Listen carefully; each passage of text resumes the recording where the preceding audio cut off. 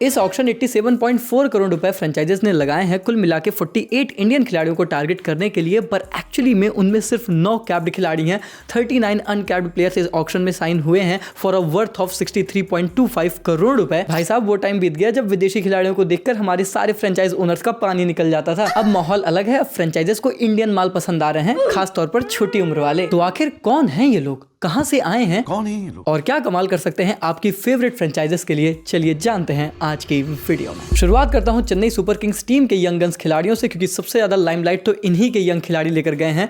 अब एक समय पर तो मैंने सरफराज खान का नाम अनकैप्ड में डाल दिया था, फिर मुझे याद आया कि अरे बाबा, भारी मिस्टेक हो गया, क्योंकि ये तो हमारे लिए इंटरनेशनल लेवल पर खेल चुके हैं। मालिक को थोड़ा सा गलती हो गई, पर जितना खेले हैं उस हिसाब से तो अनकैप्ड ही हैं। तो देखो, पहले तो जस्टिस गैंग वाले जानते ही होंगे, एक त्रिदेव सीएसके के लिए 2025 में थे, राहुल त्रिपाठी, दीपक हुड्डा, विजय शंकर, और अब एक नया ट्रियो आया है जस्टिस गैंग वाला, ऋतुराज गायकवाड़, संजू सैमसन एंड नाउ सरफराज खान। और इनफैक्ट ये ट्रियो तो वर्सेटैलिटी भी दे रहा है, तीनों 3 फॉर्मेट में जस्टिस मांगते हैं, एक टेस्ट, एक ओडीआई, एक टी20 में। पर एक्चुअली में सरफराज ने हाल फिलहाल में बहुत इंप्रूवमेंट की है अपने टी20 क्रिकेट में, अब वो विकेट कीपिंग भी कर सकते हैं, और एक्चुअली में मुझे लगता है कार्तिक के बैकअप के तौर पर ही साइन है। इनफैक्ट इस मैच के आंकड़े क्या कहते हैं, 7 पारियां, 329 रन, 203 का strike rate with an average of 65। These are just incredible stats, और इसी वजह से सीएसके ने उन्हें फिर से मौका दिया है। इसके पहले कई बार कई आईपीएल टीमों के साथ रहे हैं, पर रियलिटी यह है कि कंसिस्टेंटली कहीं मौका नहीं मिला और परफॉर्मेंस भी नहीं आई। होपफुली इस बार सीएसके के लिए परफॉर्म करें। सीएसके का अनकैप्ड नाम विकेट कीपर बल्लेबाज कार्तिक शर्मा 19 साल के हैं, और इनकी स्टोरी आपने अब तक हर जगह सुन ली होगी।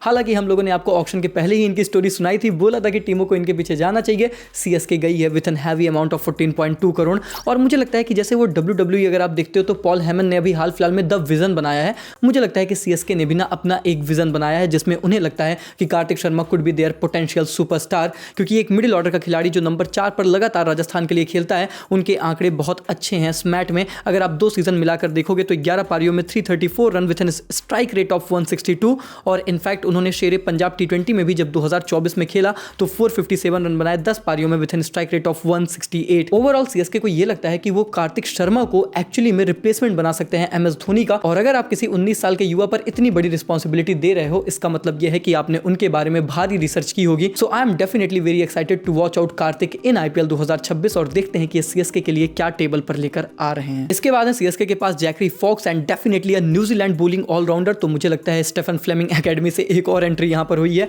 एक लंबे बॉलर है, स्विंग गेंदबाजी भी करा सकते हैं, टी20 स्टैट्स काफी बेटर इनके मैंने देखे, और इनफैक्ट नंबर 8 पर थोड़ी बहुत बल्लेबाजी भी करते हैं। सो ही इज समवन जो मुझे लगता है कि काफी अटैकिंग गेंदबाजी करते हैं, स्टंप टू स्टंप रखते हैं, बाउंसर्स भी इनकी अच्छी हैं, could be a tempting option with Jamie Overton as a backup in CSK. हालांकि again Zakary Foulkes has already played for New Zealand, तो ये भी भैया अनकैप्ड खिलाड़ी नहीं है, पर आप इनके बारे में जानते नहीं होगे तो मैंने कहानी बता दी, तो अगेन बोनस समझ के सुन लो भाई, तुम्हारा क्या ही जा रहा है। बात तो सही है। पर अब जो बंदा आ रहा है ना, इसकी स्टोरी बहुत इंक्रेडिबल है। मैं बात कर रहा हूं प्रशांत वीर की। आप सबको पता है 14.2 करोड़ की अनदर सेंसेशन साइनिंग, और अब तक ये बात तो आके तरीके की फैल चुकी है कि यूपी का ये लाडला क्या कर सकता है। जडेजा की लाइक टू लाइक रिप्लेसमेंट है, इसीलिए सीएसके ने इनमें इन्वेस्ट किया है, और इनफैक्ट सीएसके के लिए जडेजा 14 करोड़ में खेल जाते, ये खेलेंगे 14.2 करोड़ में। पर क्या आपको ये बात पता है कि ये खेलते ही ना क्रिकेट कभी, क्योंकि 2020 में तो प्रशांत क्रिकेट को छोड़ देना चाहते थे। आपको मैं बता दूं कि एक्चुअली में इनके घर की कंडीशन बहुत खराब थी, और इनके ग्रैंडफादर एकमात्र सोर्स ऑफ इनकम रखते थे इनके घर में। पर जब उनका देहांत हुआ तो इनके घर में इनकम का कोई सोर्स नहीं था, और उनकी भी पेंशन आती थी एलआईसी की। इनके पिताजी मेरे ख्याल से शिक्षा मित्र थे, और उनके पास उतने रिसोर्सेज नहीं थे। उस वक्त उनका एक दोस्त रक्षित गर्ग उनके काम आया, जो उन्हें अपने घर पर रहने दिया और उनकी क्रिकेट एम्बिशन को कंटिन्यू रखवाया। इनफैक्ट एक स्टेज पर आकर तो रक्षित गर्ग आगे निकल गए थे प्रशांत से, और प्रशांत क्रिकेट में पीछे रह गए थे। फिर इन्हें लगता था कि ये क्रिकेट छोड़ दें, लेकिन इसके बाद इन्होंने लगातार मेहनत की, और उत्तर प्रदेश के आने वाले इस खिलाड़ी का ब्रेक थ्रू सीजन था यूपी टी20 में, जब इन्होंने 320 रन इस सीजन बनाए और 8 विकेट चटकाई 10 मैचेस में। इनफैक्ट यूपी टी20 की अपनी फॉर्म इन्होंने इस मैच में भी कंटिन्यू रखी है। 6 पारियों में 112 रन बनाए हैं with an average of 37 and strike rate of 169, और इनफैक्ट 9 विकेटें भी चटकाई हैं 6.76 की इकोनॉमी के साथ। और एक फन फैक्ट बताऊं, इनका दोस्त रक्षित गर्ग जो एक समय इनसे आगे निकल गया था, उस बंदे ने अब क्रिकेट छोड़ दी है अपने फैमिली हालातों की वजह से, और प्रशांत इस वक्त सीएसके का हिस्सा है। इसके बाद सीएसके ने साइन किया है अमन खान को। अमन खान के बारे में आप सभी शायद जानते भी होंगे, क्योंकि ऑलरेडी ये केकेआर एंड दिल्ली कैपिटल्स का हिस्सा रह चुके हैं। 2023 के बाद आईपीएल में नहीं दिखे पर एक big hitting pace bowling allrounder माने जाते हैं। मुंबई के लिए खेल चुके हैं। 40 लाख के साथ टीम ने इनको साइन किया है एंड देखते हैं कि ये ऑलराउंडर सीएसके को आखिर क्या ऑफर एक बार फिर से आईपीएल में करते हैं। खैर, इसके बाद हम टकलू अंकल की सुप्रीमेसी की तरफ चलते हैं। दिल्ली कैपिटल्स ने किन किन टैलेंट्स को साइन किया है। सबसे पहला नाम आता है साहिल परख का, 30 लाख के साथ साइन किया। ओपनिंग बैटर हैं, लेफ्ट हैंड बल्लेबाज हैं और बहुत सारे रेंज ऑफ शॉट्स हैं इस बंदे के पास। टॉल गाई है तो अच्छी रेंज हिटिंग लगाता है और मैं तो बहुत एक्साइटेड हूं इस बंदे को देखने के लिए।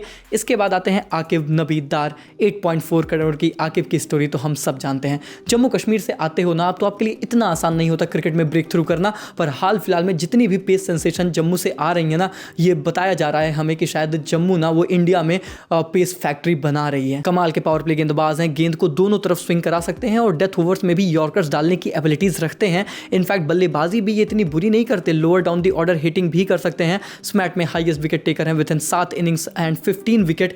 राइट आर्म पेसर हैं, 29 साल के हैं, 125 फर्स्ट क्लास विकेटें भी हैं सिर्फ 36 मैचेस में और वहां पर तो एवरेज 19 की है।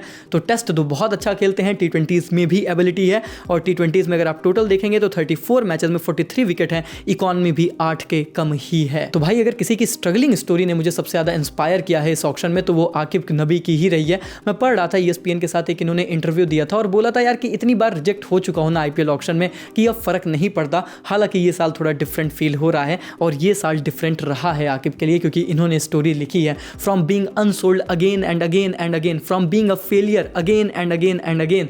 आकिब ने हार नहीं मानी और 29 साल में ही सही फाइनली इस बंदे को अपना ब्रेक थ्रू मिला है and I am very excited to watch him in IPL. बात करें अगर गुजरात टाइटंस के बारे में तो इनके पास भी अनकैप्ड खिलाड़ी आए हैं पर मुझे लगता नहीं है ज्यादा दिन तक रहेंगे। आई मीन जो भी अनकैप्ड इस टीम में आता है अगर शुभमन भाई का चहेता बन गया तो फिर वो तो इंडिया खेल ही जाता है ना। खैर, इस बार आए हैं अशोक शर्मा 90 लाख के प्राइस के साथ और इनफैक्ट मैं आपको बता दूं कि इस मैच में इस 23 साल के बंदे के हाईएस्ट विकेट हैं।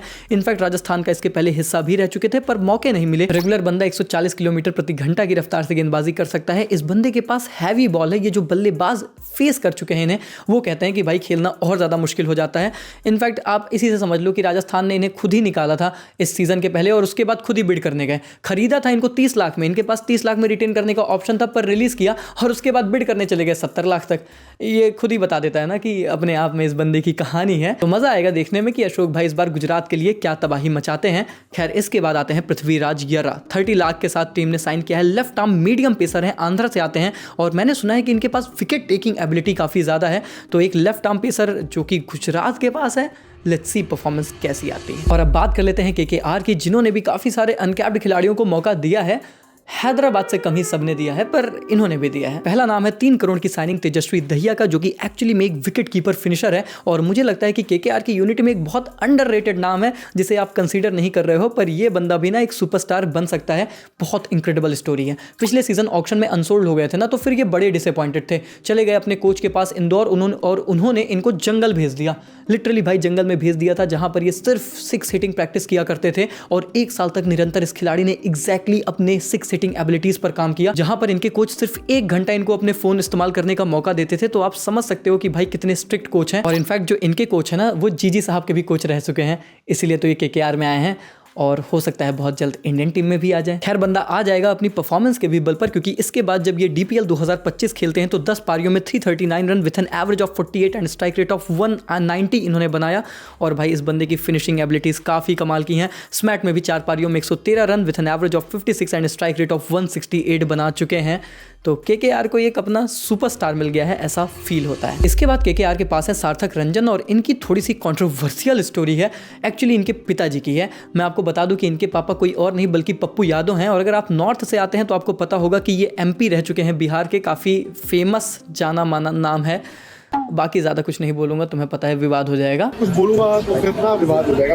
वैसे मैंने देखा तो इनके ज़्यादा कुछ T20 के स्टैट्स थे नहीं और चीज़ें बस थोड़ी सी कंट्रोवर्सी से ही भरी पड़ी थी। पर मैंने फिर इनको DPL में देखा जहाँ पर इन्होंने 449 रन बनाए हैं इस बार और एवरेज ऑफ 56 से, और शाहरुख खान के थोड़े से फ़ैन भी मालूम होते हैं। तो KKR में गए हैं, इस वजह से इनके लिए आई am very happy and hopefully ये अपनी कंट्रोवर्सी से हट के क्रिकेट से परफॉर्म करें। इसके बाद KKR ने साइन किया है दक्ष कामरा को और मैं आपको बता दूँ कि ये हरियाणा से आते हैं, मिस्ट्री स्पिनर है और लोग कहते कहते हैं लेग स्पिनर भी हैं, और इनफैक्ट सुनने में ये आया है कि ये थोड़ी बहुत बल्लेबाजी भी कर लेते हैं और इनके पास हिटिंग एबिलिटीज़ भी हैं।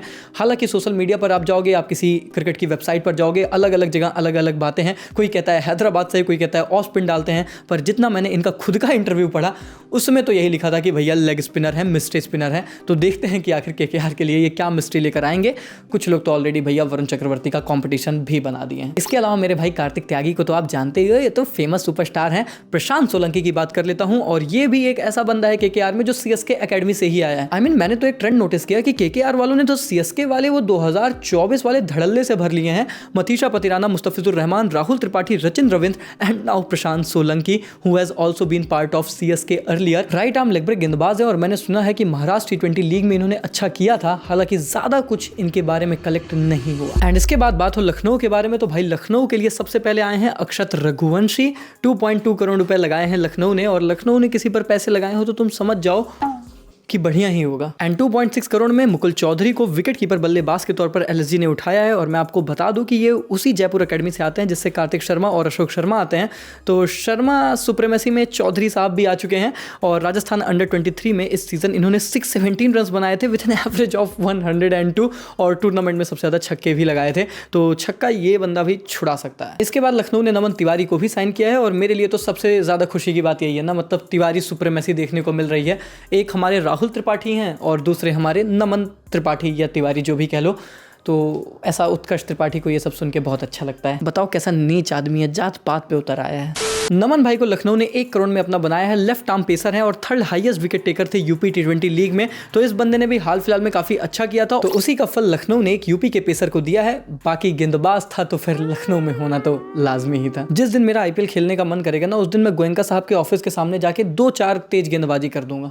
एंड अब बात होगी भाई मुंबई इंडियंस टीम के बारे में। And Mumbai Indians team uncapped खिलाड़ी, और वो भी स्काउटिंग की बात, ऑर्गेज़म ऐसे ही आ गया। पहला नाम है दानिश मलिवार का, जिनको 30 लाख में मुंबई ने साइन किया है, और इनकी लास्ट 6 T20 इनिंग्स कहती हैं 318 रन, 162 का strike rate with an average of 80। In fact Vidarbha से आने वाला ये खिलाड़ी विदर्भा प्रीमियर लीग में emerging player of the season रहा है। टॉप ऑर्डर के बल्लेबाज हैं, और मुझे लगता है एमआई ने एज अ बैकअप साइन किया है, पर ये राइजिंग स्टार अपकमिंग सेंसेशन बन सकता है। इसके बाद एमआई ने साइन किया है 30 लाख के बेस प्राइस पर मयंक रावत को, और लिटरली इन्हें ज्यादा लोग नहीं जानते हैं, पर मैं तुम्हें बता दूं कि इनको जानती हैं ग्रेस हेडन, और उन्होंने ईस्ट दिल्ली की टीम से अपना फेवरेट प्लेयर मयंक रावत को बताया था। तो भाई ग्रेस ने अगर ग्रेस कर दिया किसी खिलाड़ी को, तो फिर हम लौंडे तो मान जाएंगे ही ना। Mayank, I think he's sensational. He's been playing so well this season and just exciting every time.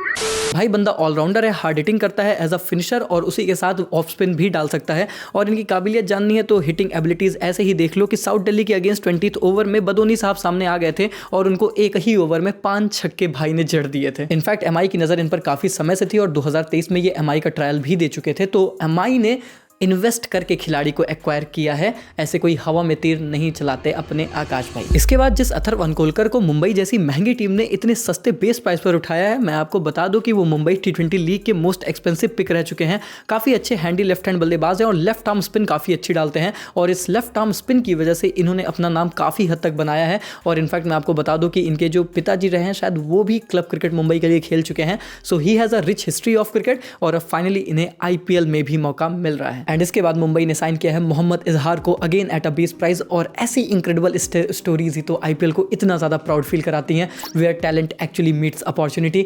Bihar से ये बंदा आता है, लेफ्ट आर्म पेसर है, और भाई बहुत गरीब फैमिली से आते हैं, और इनफैक्ट इतनी गरीब फैमिली थी कि 17 साल की उम्र में अपना घर बार छोड़कर एक रेंट के घर पे रहते थे, और वहां कैसे भी गुजारा करके इस बंदे ने क्रिकेट में अपनी जगह बनाई है। और पता है इन्हें भी मुंबई में मौका मिलने से पहले सीएसके में मौका मिल गया है। 2025 में ये सीएसके के नेट गेंदबाज थे, और वहां से ये थोड़ी सी लाइमलाइट में है, और इस बार इस मैच में तो भाई ने तबाही ही मचा दी। 9 विकेटें चटकाई हैं, 15 की एवरेज और इकोनॉमी ऑफ 7 से सिर्फ 5 मुकाबलों में, which shows the ability of this गेंदबाज। एंड अगेन बिहार में जिस तरीके का क्रिकेट इंफ्रास्ट्रक्चर है, वहां से उठकर अगर कोई खिलाड़ी इतने बड़े मंच पर आके परफॉर्म करे तो वो एक अलग ही प्राउड मोमेंट होता है। खैर अब बात करते हैं पंजाब की, जिन्होंने ज्यादा कोई शॉपिंग तो की ही नहीं है, पर अगर आप यंगस्टर्स की बात करेंगे तो इन्होंने खरीद लिया है प्रवीण दुबे को।